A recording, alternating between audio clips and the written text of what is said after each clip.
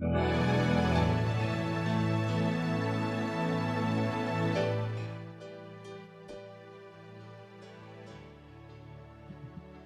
14일 7일 묵상을 시작하겠습니다. 이 시간 같이 기도하심으로 오늘도 하나님께서 허락하신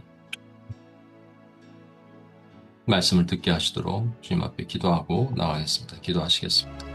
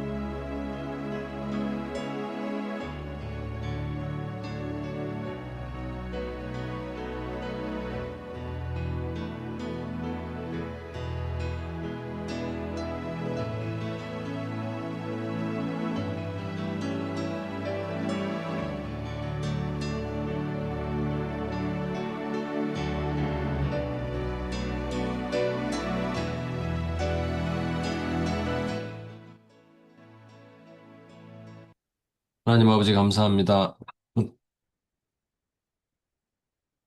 주님께서 오늘도 우리와 함께 하셔서 부족한 종의 입술을 통해서 말씀을 증거케 하심을 믿습니다. 하나님 도우시고 이 시간을 지켜주옵소서. 우리 구원하신 예수님의 이름으로 기도합니다. 아멘.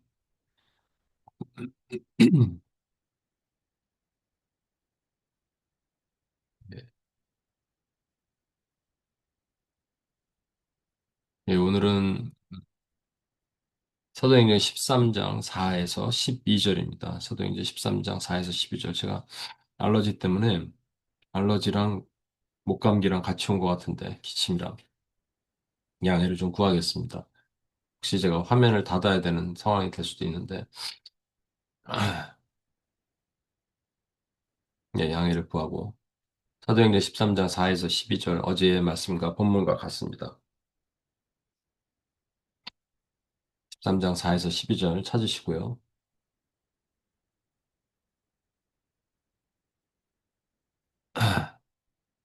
오늘은 이름을 바꿔 부르시는 이유, 이름을 바꿔 부르시는 이유라는 주제로 말씀을 나누겠습니다.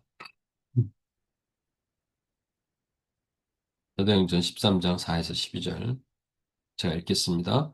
두 사람이 성령의 보내심을 받아 실루기아에 내려가 거기서 배 타고 구부로로 가서 살라미에 이르러 하나님의 말씀을 유대인의 여러 회당에서 전할세 요한을 수행원으로 두었더라. 원섬 가운데로 지나서 바보에 이르러 바예수라 하는 유대인 거짓 선지자인 마술사를 만나니 그가 총독 서기오 바울과 함께 있으니 서기오 바울은 지혜 있는 사람이라. 바나바와 사울을 불러 하나님의 말씀을 듣고자 하더라. 이 마술사 엘루마는 이 이름을 번역하면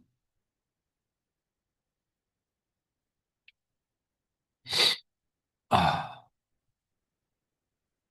이 이름을 번역하면 마술사라. 그들을 대적하여 총독으로 믿지 못하게 힘쓰니 음, 잠깐만요.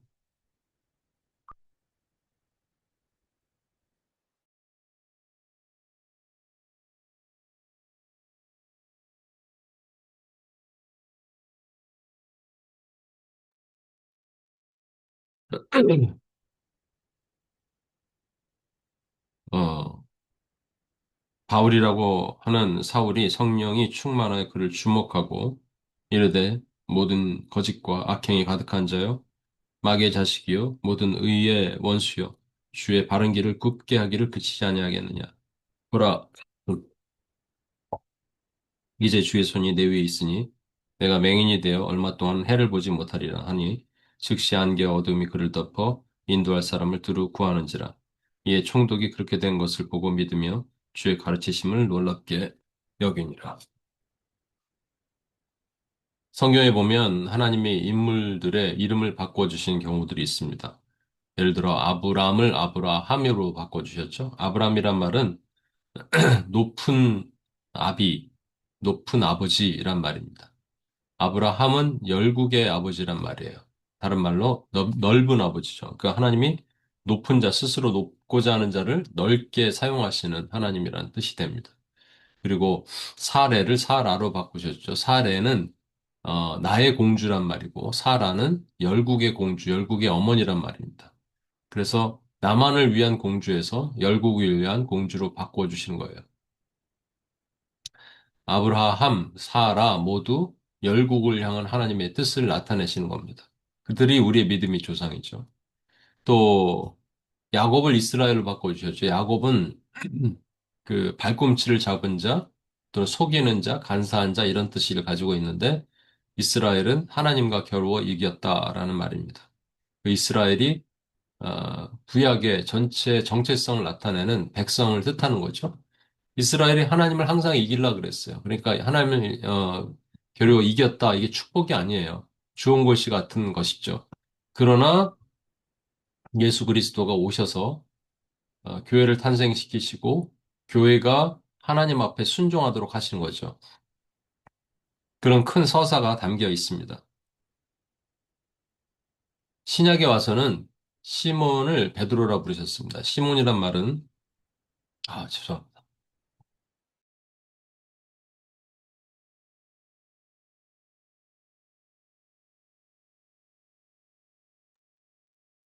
예.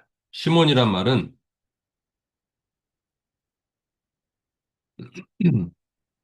그러니까 히브리어고 베드로는 반석이라는 뜻의 헬라어입니다.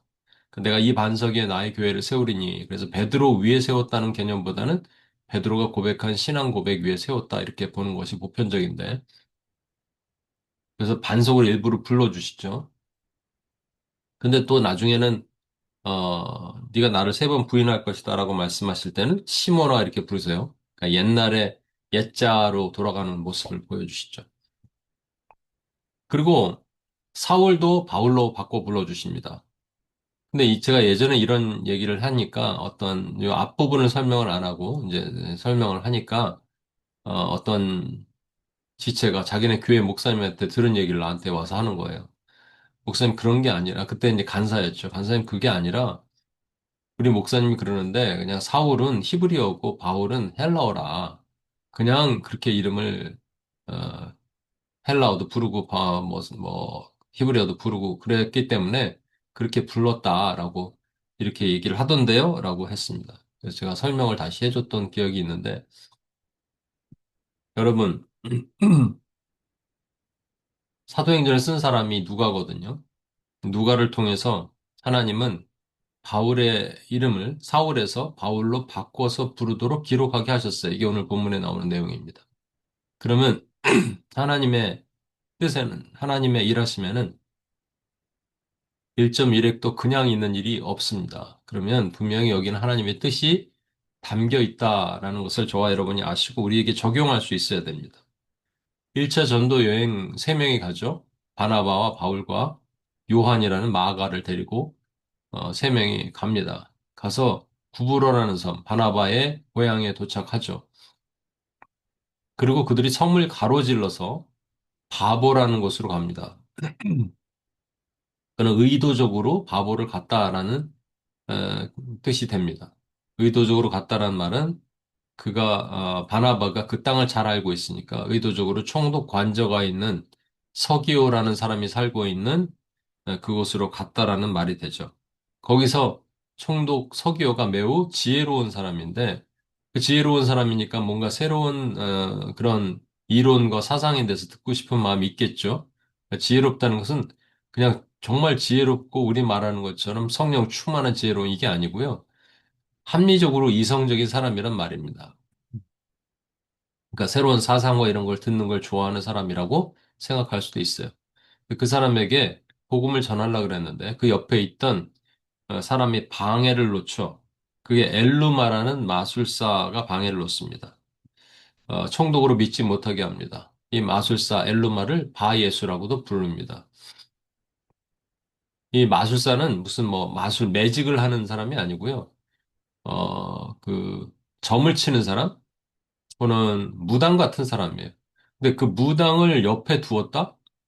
총독 서기호가 이 무당을 자기 옆에 두고 있었다라는 것이 지혜로운거와 매우 상반이 됩니다.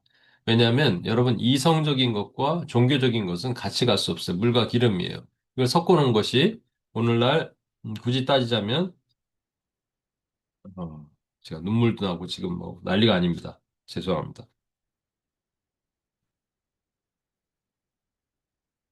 이 한국만 오면 이 알러지가 생겨서요. 제가 견딜 수가 없어요. 예, 아무튼 죄송합니다. 그 무당이 옆에 두었다는 게 말이 안 되죠. 그러니까 되게 이성적인 사람이 점집에 가는 거랑 똑같아요. 과학을 신봉하는 사람이 막 무당 점을 치는 거랑 비슷한 겁니다. 이게 있을 수 없는 얘기인데 오늘날엔 있어요. 이게 뉴에이지라 그러죠. 그래서 종교와 이성이 혼합된 그런 모습. 어찌 보면 그런 두 가지 세계관을 같이 갖고 있는 사람이 아니었을까. 엄밀히 말하면 복음을 전하기가 되게 어려운 그런 세계관을 갖고 있는 사람이라는 뜻이 됩니다. 하나님은 이 세계관을 부수기 위해서 바나바와 바울을 보내셨는데 그 총독에게 말씀을 전할 때 방해하는 바 예수 앞에 바나바가 담대히 얘기를 하죠.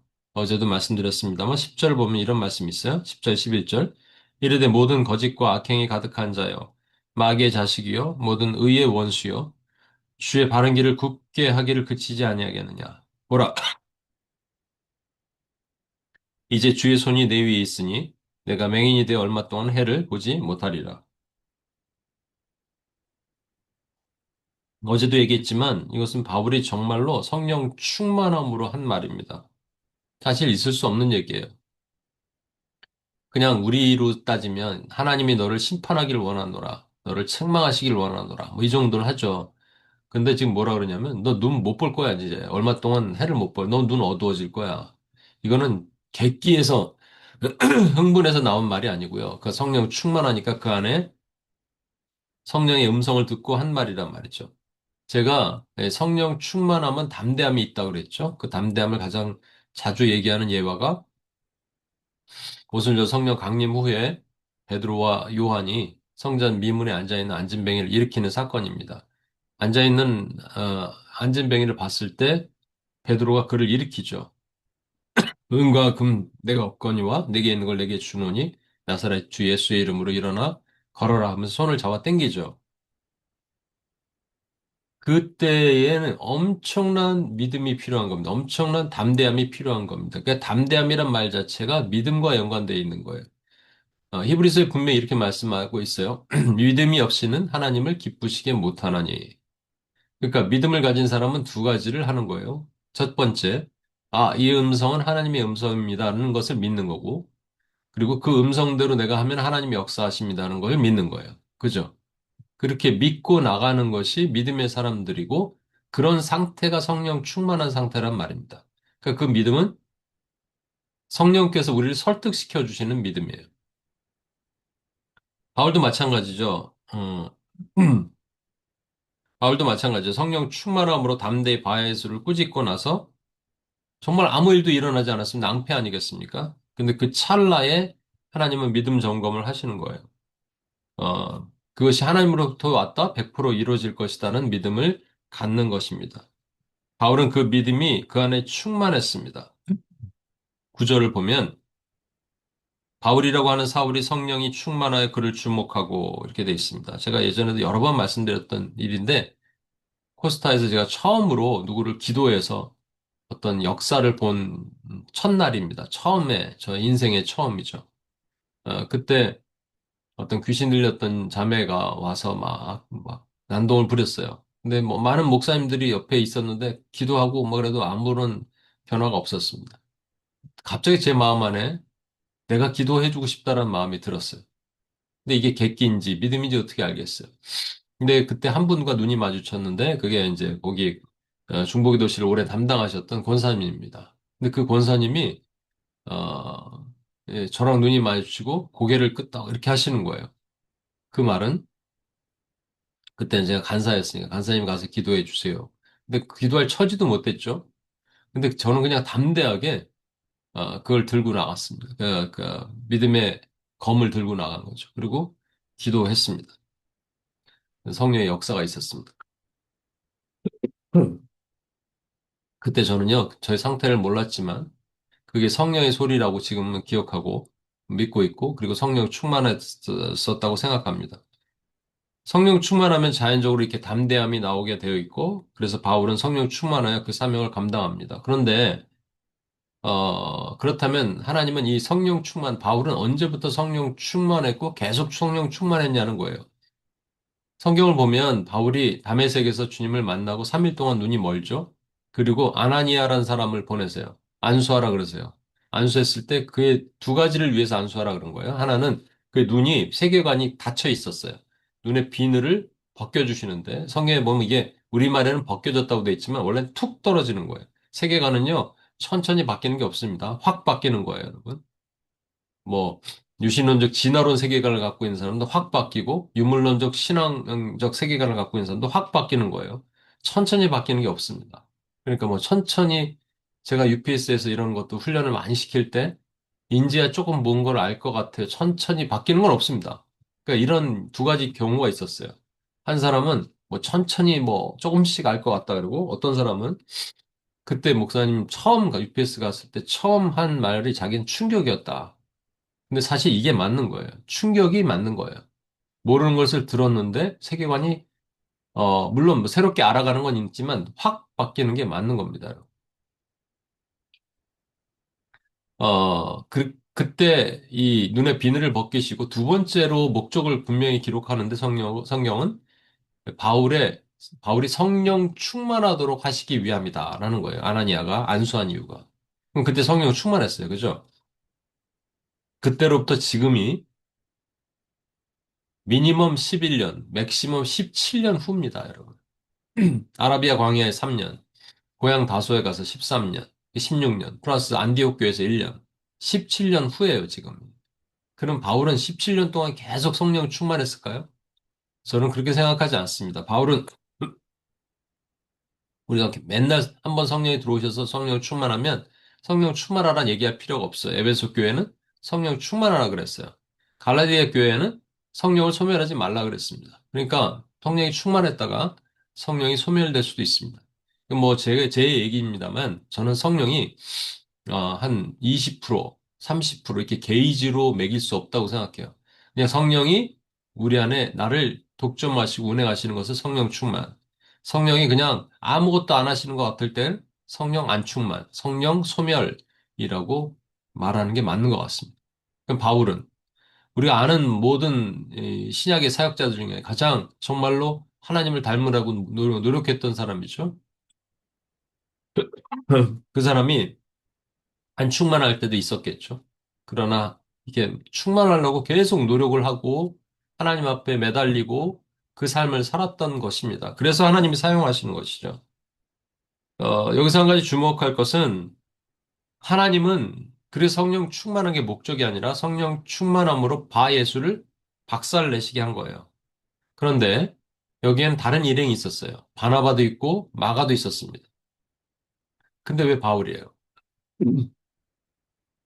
이게 여기서부터 우리는 사도행전의 서사가 누가를 통해서 기록된 사도행전의 서사가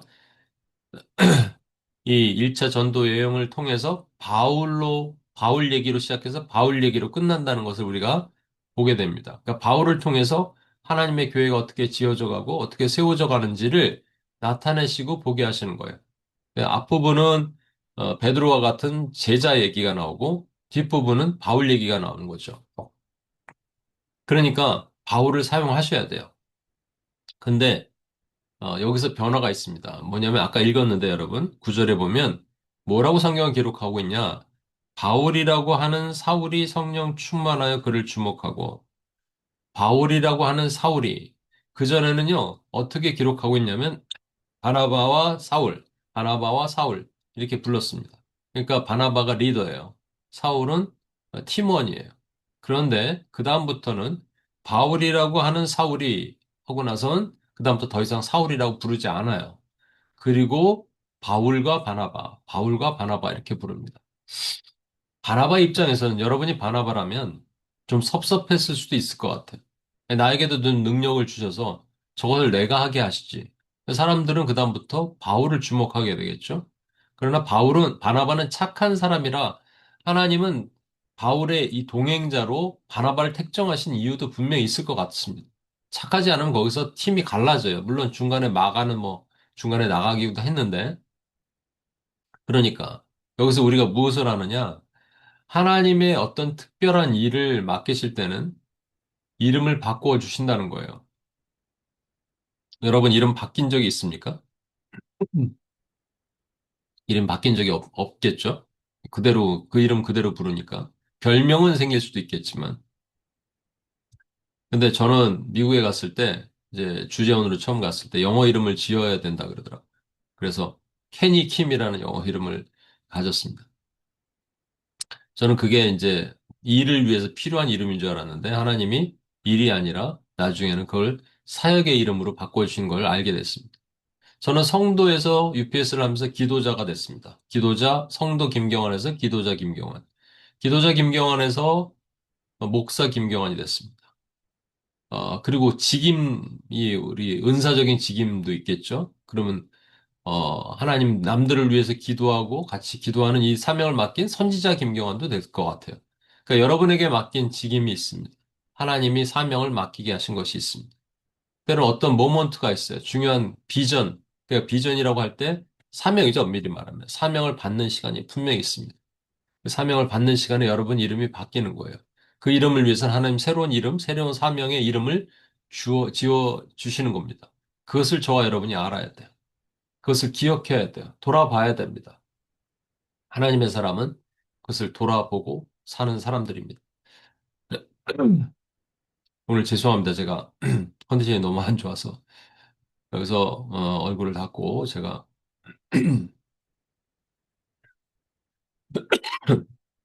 같이 한번 기도하겠습니다.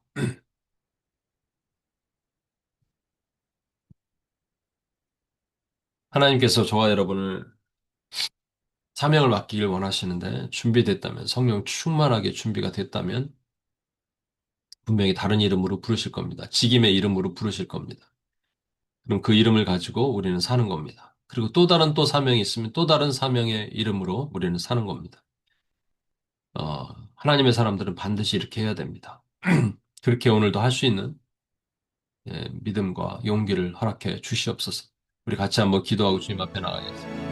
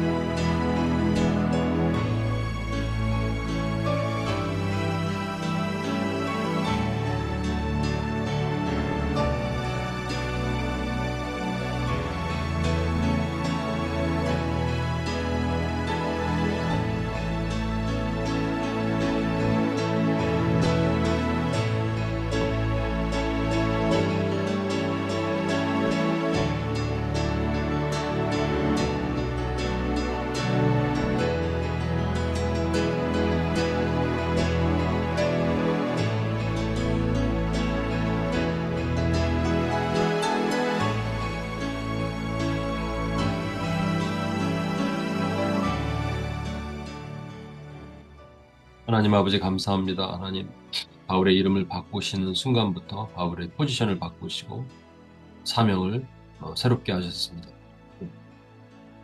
우리도 우리의 이름을 바꾸십니다. 우리에게 사명을 주십니다. 그리고 사명이 모아 우리의 비전의 방향을 보게 하십니다. 하나님 감사합니다.